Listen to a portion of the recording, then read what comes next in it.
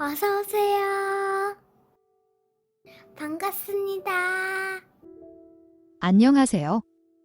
저는 화성에 살고 있는 평범한 30대 직장인입니다. 유튜브를 보다가 몇 년 전 제가 겪었던 경험을 이야기하고자 합니다. 지금은 제 아내가 된 여자친구와 가끔씩 가는 모텔이었습니다. 화성온천텔이라고 나름 저희 동네에서는 유명한 곳이었습니다. 유독 온천을 좋아했던 저희 커플은 그날도 데이트 겸 온천을 하려 온천텔로 갔습니다. 간단한 맥주와 야식 등을 챙기고 있는데 아내가 갑자기 화들짝 놀래면서 이것저것 부족하고 안 사온 것들이 있다며 차를 타고 나가서 시내에 있는 대형마트에 다녀오자고 하는 것이었습니다. 처음 온 온천텔도 아니고 근처에 편의점도 있는데 억지로 저를 태워서 나가려고 하는 것이 너무 이상했습니다. 성질도 나고 답답하기도 해서 짜증을 내며 차에서 내렸습니다. 아내는 당황해하면서 어쩔 줄 몰라 하였고 도대체 무엇 때문에 그러나 싶어서 주변을 둘러보는데 옆에 주차되어 있는 차 안에 낯익은 여자의 옆모습이 보였습니다. 그러는 와중에 온천텔 카운터에서 나오는 남자를 보면서 빨리 오라며 그 여자가 말을 하는데 목소리도 귀에 익은 소리였습니다. 그래서 걸어오는 남자와 여자를 유심히 쳐다보니 남자는 아빠 회사 후배이고 여자는 제 엄마였습니다. 차에 타고 가려는 그 둘을 보면서 일단 막아야겠다는 생각에 그 차 앞에 섰습니다. 그제야 엄마는 저를 알아보았는데 차 밑으로 고개를 숙였고 그 남자는 저를 아직도 못 알아보았는지 창문을 열고 비키라고 손짓을 하였습니다. 그래도 제가 안 비키고 서 있자 클락션을 몇 번 울리더니 소리를 치며 저한테 다가왔습니다. 저는 그 남자보다 안에 타고 있는 엄마한테 너무 화가 났습니다. 엄마와 아빠 사이에 자식인 제가 모르는 부부 문제가 있고 부부 사이에 서운한 것들도 있겠지만 그렇다고 해서 바람이 피는 것을 용납할 수가 없었습니다. 엄마의 이름을 부르고 손짓을 하며 내리라고 소리를 쳤지만 엄마는 계속 없는 척, 안 들리는 척을 하며 차 안에 숨어 있었고 그 남자는 저한테 뭐 하는 놈이냐며 제 멱살을 잡았습니다. 멱살을 뿌리치며 계속 엄마의 이름을 불렸고 결국 그 남자에게 몇 대의 뺨을 맞았습니다. 정말 꾹꾹 눌려서 참고 있던 감정이 터져 오르면서 그 남자를 사정없이 때렸습니다. 그 소리에 놀랐는지 숨어있던 엄마는 나와서 저를 말리기 시작했고 아무리 화가 나도 어른을 때리면 되겠냐면서 엄마가 그렇게 가르쳤냐며 저를 혼내시길래 아빠가 아닌 다른 남자와 모텔에서 뒹굴다가 나온 엄마가 할 소리를 아닌 것 같다면서 더 이상 엄마가 아니니 아는 척하지 말라고 하였습니다. 그리고 아빠한테는 어떻게 말을 해야 할지 고민을 해볼 것이고 여기에 있는 CCTV며 자동차에 있는 블랙박스 영상들을 모두 받아둘 거니까 말도 안 되는 소리 지어내서 아빠한테 거짓말할 생각도 하지 말라고 하였습니다. 그리고 지금 때리고 맞는 걸로 고소할 거면 하라고 하였습니다.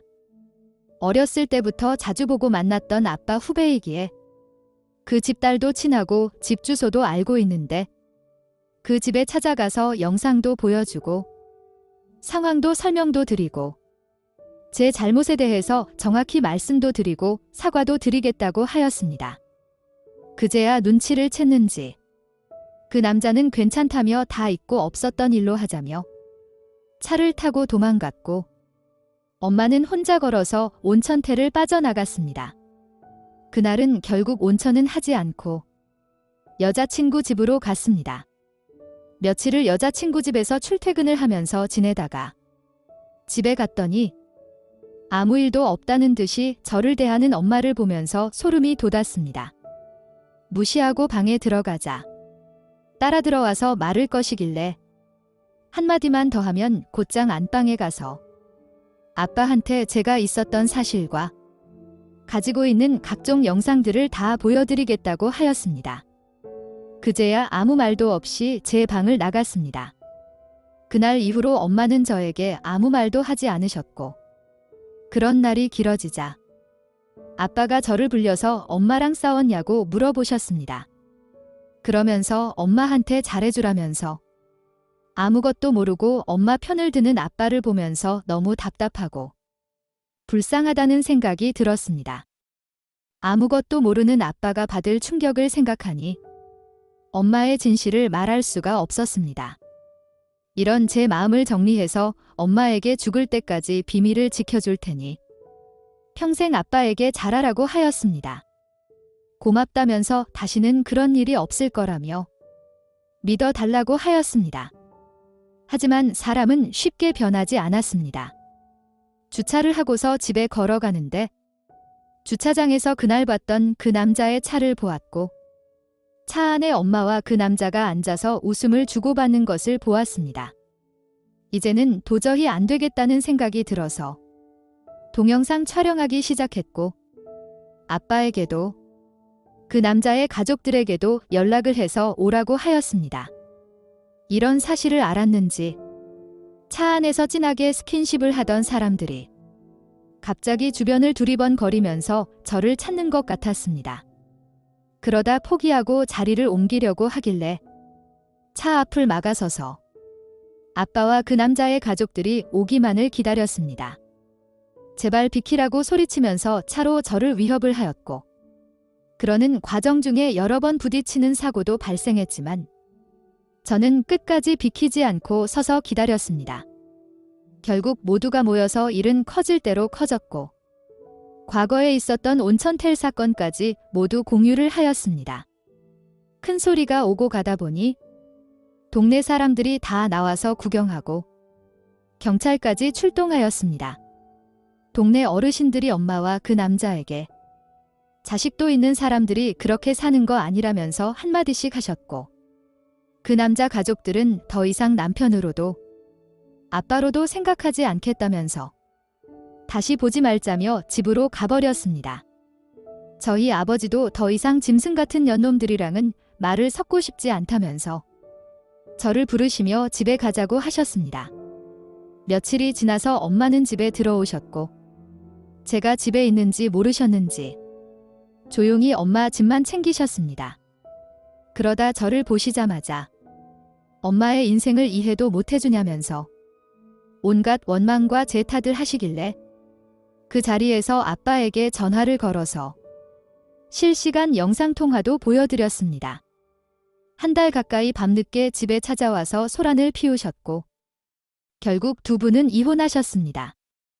아빠는 엄마가 진심 어린 사과를 하면 한 번의 실수라고 생각하고 용서도 고민하셨는데 끝까지 저에게는 원망과 화를 내시는 것을 보면서 이혼을 결정했다고 하셨습니다. 그렇게 잊고 살다가 제 결혼식 날에 연락도 없이 예식장에 오셨습니다. 아무리 이혼을 했어도 배 아파 낳은 자식 결혼하는데 와서 보고 축하해주고 싶었다고 하시길래 마음이 아팠지만 바쁜 틈을 타서 축의금을 가지고 도망가려는 것을 잡게 되면서 그나마 남아있던 엄마의 정마저도 다 없어졌습니다. 지금은 아예 연락을 끊었고 죽었는지 살았는지도 모릅니다. 오늘의 사연은 여기까지입니다. 구독과 좋아요, 알림 설정 부탁드립니다. 긴 글을 읽어주셔서 감사합니다. 구독과 좋아요 꾹꾹 눌러주세요. 꾹꾹. 알림 설정도 꾹꾹 눌러주세요.